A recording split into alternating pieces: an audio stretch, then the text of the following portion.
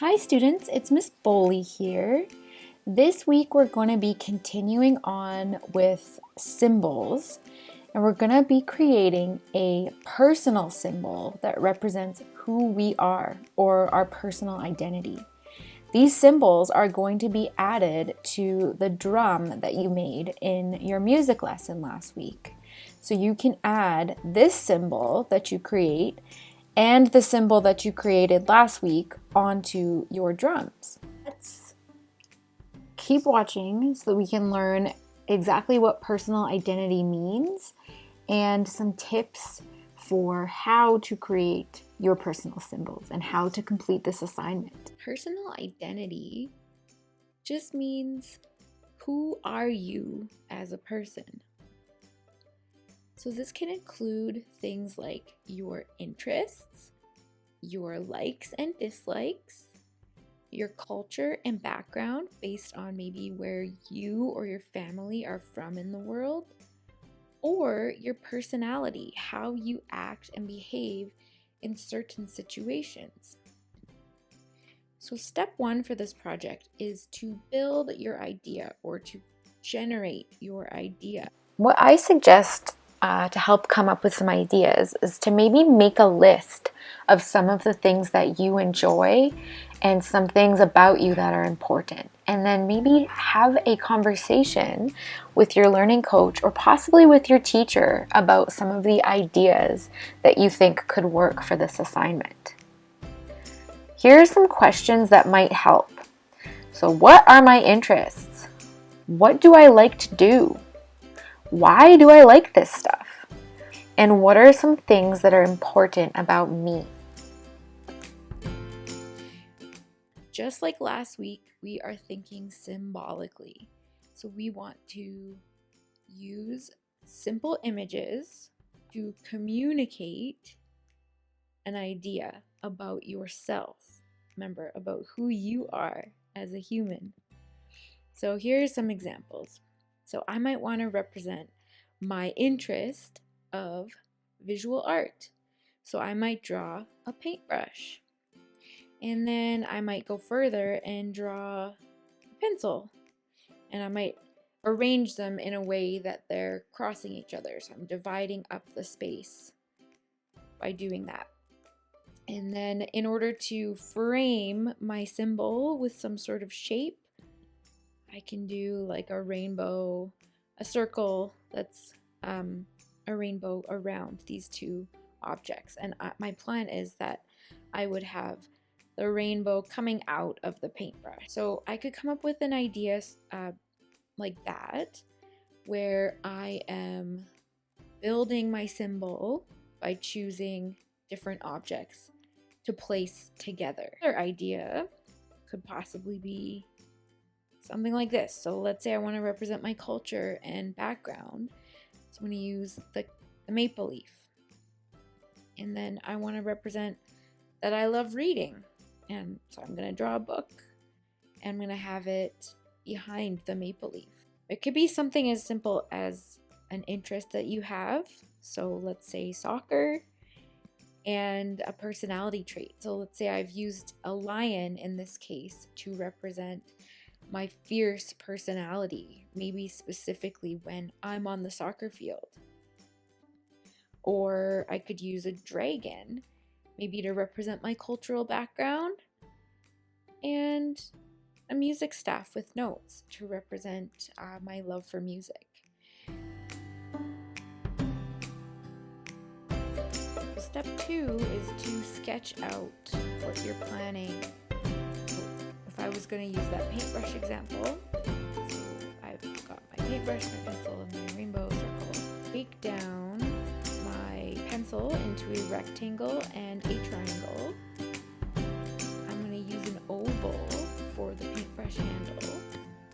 I feel like this little bristle part of the paintbrush is good to represent using a triangle, and then obviously circle.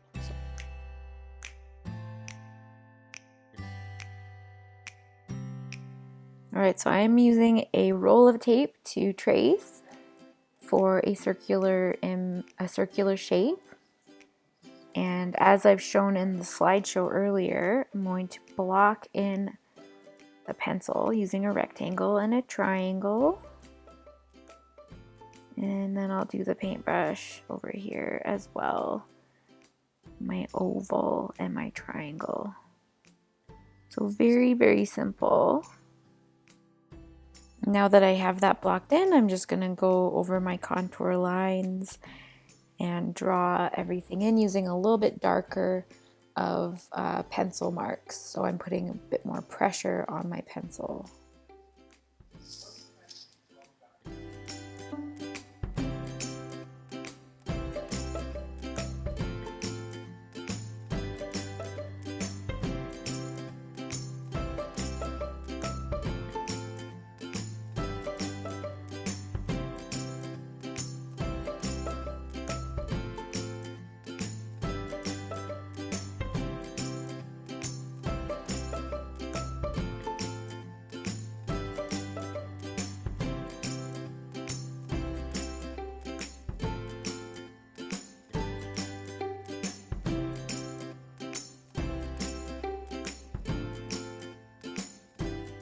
All right, so now I'm going to try to make it look like the rainbow is coming out of the paintbrush. And I'm trying to make the circle a little bit more wavy, not as perfectly circular, so it doesn't look like I just traced something circular. Here we go. Okay, so step 3, you're going to add detail and color.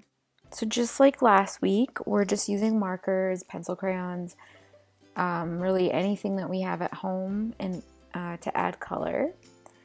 And so I'm starting out with markers. I'm kind of layering pencil crayons and markers together.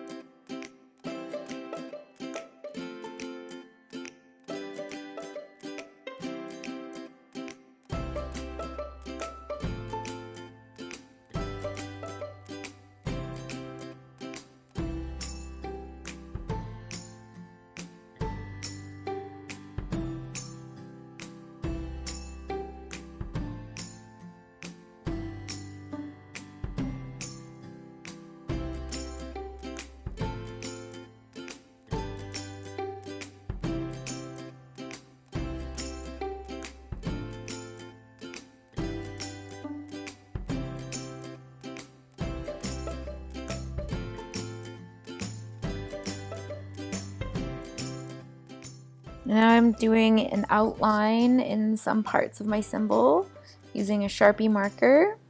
This can be really tricky, especially if your hand isn't really steady, so just do your best. If you make a mistake, you can always make the line thicker or make it a double line, anything you like. And here's the final product. All right, what if I'm trying to draw an animal? What should I do? Many of you may want to use animals to stand in for specific ideas, which is a great idea. Drawing animals is challenging, but you definitely can use the same method of breaking down the thing that you want to draw into more simple shapes. So in this example here with the fox, I have used circle for the fox's head, and then for the snout I'm using a triangle and a circle in the end. And the triangle will allow me to have a guide for where I'm going to place the eyes, and obviously triangles for the ears.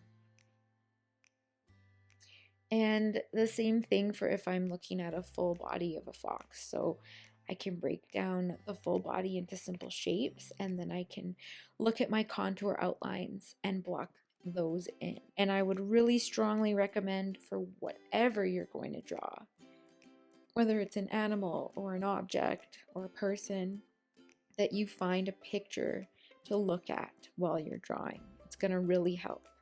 So let's try out those techniques and see if it works. So I'm just going to block the shapes in, similar to what I just showed on the slide, and then I'm going to go and draw around the shapes that I'm using as guidelines.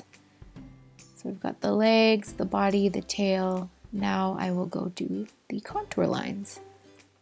So I could use a fox as a symbol. I found out that a fox can symbolize playfulness and protection. So I could use this animal to represent how I am as a mom, a playful and protective mom. So you can easily use animals to stand in for ideas. All right, so let's have a look at the checklist for this assignment. So we want to make sure that we have done the idea building parts. We've talked with someone at home, we've brainstormed some different ideas, and we've decided on something that can represent our personality or something about us. The second thing is that you've used 1 or 2 things to make your symbol. So if I just drew the fox, that's one thing, so that's great. You could also think about, do I need a background or do I need a frame of some sort like we used last week with the circle? And the last 2 are related to the drawing part. So did you try out using shapes to block in forms? And did you use a reference image? And finally, did you add color and detail? If you've done all those things, then you're pretty safe to say that you are done. So I have a tip. When you are doing art, it helps to step back and to stop working on something for a short time so that you can kind of get a fresh perspective on it. A lot of times it's easy to get discouraged or to start thinking, oh, this doesn't look how I want it to, or I don't like this. But if you step back and you take a second, a lot of the times when you come back, it looks a lot better than you thought. So that's my tip for you for this project, is to step back and to take breaks. Don't try to get it all done in one sitting.